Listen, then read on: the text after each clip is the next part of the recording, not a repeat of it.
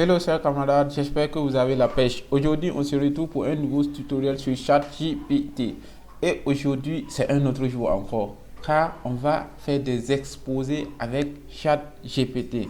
Actuellement, je vois que beaucoup de monde cherche à savoir comment ils peuvent utiliser ChatGPT pour faire des exposés, pour faire des recherches et puis avoir des résultats qui sont très concluants et puis des résultats aussi qui sont très bien construits. Donc c'est pour cela que j'ai décidé de faire ce tutoriel pour vous. Donc c'est parti. Donc ici c'était la dernière fois, vos premiers pas avec ChatGPT, on lui avait posé des questions sur Mars, quoi. Voilà. Donc il y a une petite question même qui me vient à l'esprit. On va lui poser avant de continuer notre tuto sur comment voilà, faire un exposé avec ChatGPT. On va lui demander, y a-t-il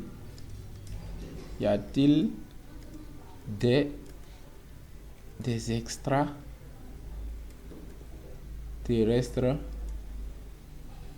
qui vivent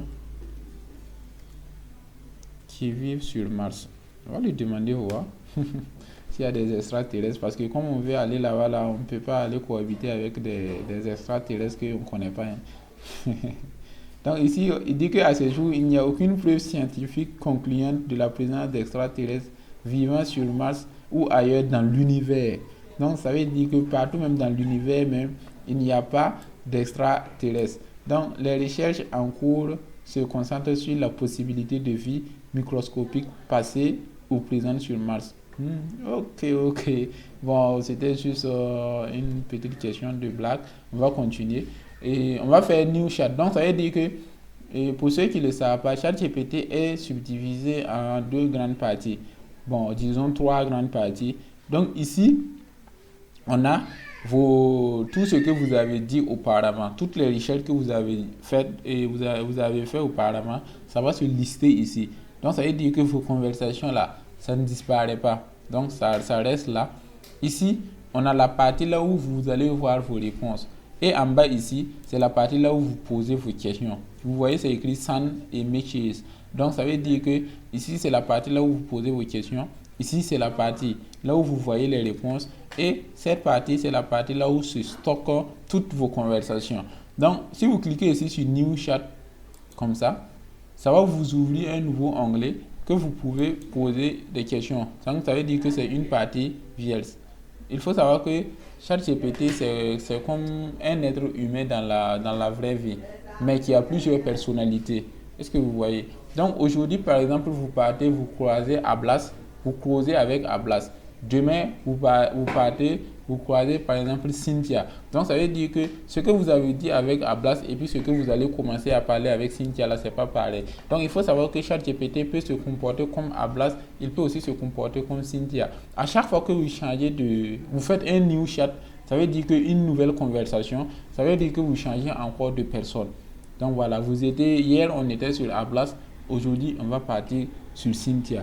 Donc c'est parti. Maintenant ce qu'on va faire, on va partir du moyen le plus facile, voilà, jusqu'au moyen le plus élaboré. Ça veut dire que on va faire l'exposé de façon simple et après on va améliorer. Vous allez voir que les résultats vont vraiment être très bluffants.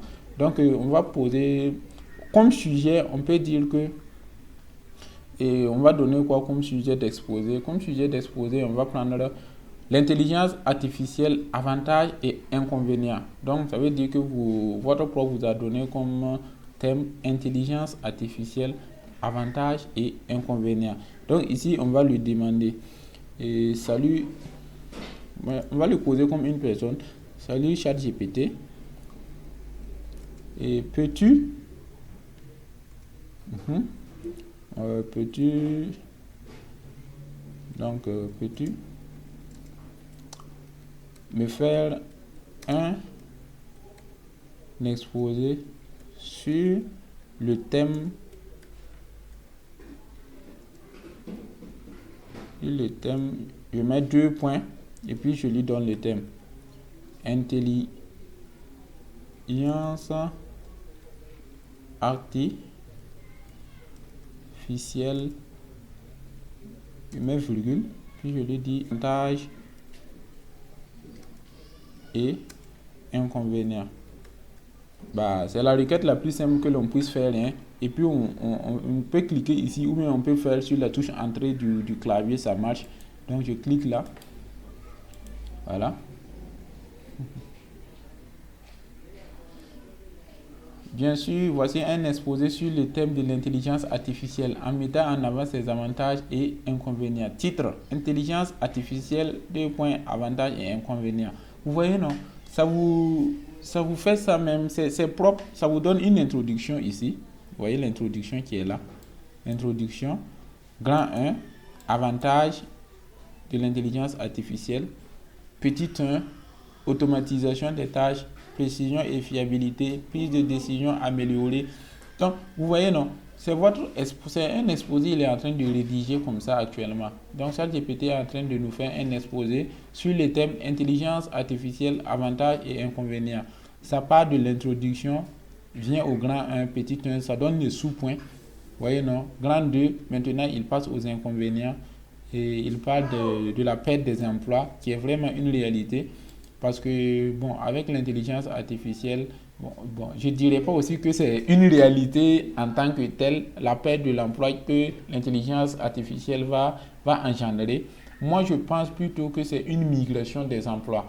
Donc voilà, les gens vont devoir s'adapter. C'est comme au début d'Internet et dans les années 1999-2000. Donc les gens ont dû se réadapter, voilà, à la nouvelle technologie. Ça ne veut pas dire sinon la technologie ne peut pas prendre les emplois des gens, mais les gens vont devoir seulement se réadapter et puis utiliser ces technologies pour pouvoir faire des choses merveilleuses. Voilà, donc c'est ça.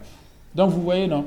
Donc ChatGPT, il a sorti quelque chose de, on va dire que c'est pas mal, mais c'est pas vraiment quelque chose qu'on peut aller présenter à quelqu'un. Vous voyez que c'est trop court. En tout cas, à mon goût, je vois que c'est trop court. C'est pas, les informations ne sont pas vraiment suffisantes et c'est pas satisfaisante aussi. C'est trop court, c'est pas vraiment ce que je veux. Ce que je veux, c'est quelque chose de vraiment très détaillé et avec des minimum genre 7 pages comme ça, avec une introduction, un bon développement et une belle conclusion sans faute. Donc c'est pour cela qu'on peut améliorer ce qu'on appelle le prompt. Donc il faut savoir que le prompt, c'est la chose que vous entrez. Donc ici, je lui ai dit: salut ChatGPT, peux-tu me faire un exposé sur le thème intelligence artificielle, avantages et inconvénients? Ceci, on peut dire que c'est un prompt. C'est le prompt, c'est ça qui lui a permis de me fournir cette réponse qui est là. Donc, ce qu'on va faire, on va lui redonner un nouveau prompt, mais on va lui donner plus de précision. Est-ce que vous voyez? Donc, ici, on peut copier genre ça. Voilà, on va copier CTRL-C, et puis on va venir coller dans Send Images, CTRL-V. Mais ici, on va pas s'arrêter là. On va lui donner plus de détails. On va lui dire, voilà, je veux que tu réalises uniquement le plan. Donc, ça, juste ça seulement. On dit que je veux que tu réalises le plan. C'est le plan seulement on veut qu'il donne. On ne veut pas qu'il nous donne quelque chose. Non, le plan. Et puis on send ça, on envoie ça. Il nous dit, bien sûr, voici le plan de l'exposé sur les thèmes, blablabla. Voilà. Importance et pertinence. Donc, vous voyez, il faut nous donner le plan. Et puis, vous allez voir que ici, le plan, ça serait vraiment détaillé. Parce que ici, on ne lui force pas à nous donner tout en même temps. Mais on lui dit d'aller étape par étape. Donc, il va détailler ça de façon, voilà, la plus bonne possible, quoi. Donc, ici, on a grand 1, introduction et de la pertinence de l'intelligence artificielle dans notre société. Il nous donne un grand 2 aussi, avantage de l'intelligence artificielle. Il nous dit que ce sont les automatisations, la précision et fiabilité, prise de décision améliorée, amélioration des services. Il nous donne les inconvénients de l'intelligence artificielle, perte d'emploi, biais et discrimination, questions éthiques, dépendance technologique.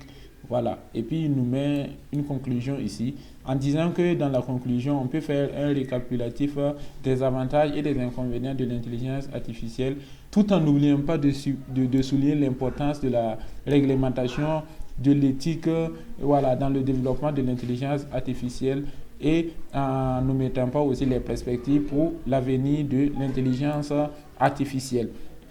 Donc vous voyez, non, à partir de là, vous avez déjà un plan qui est propre.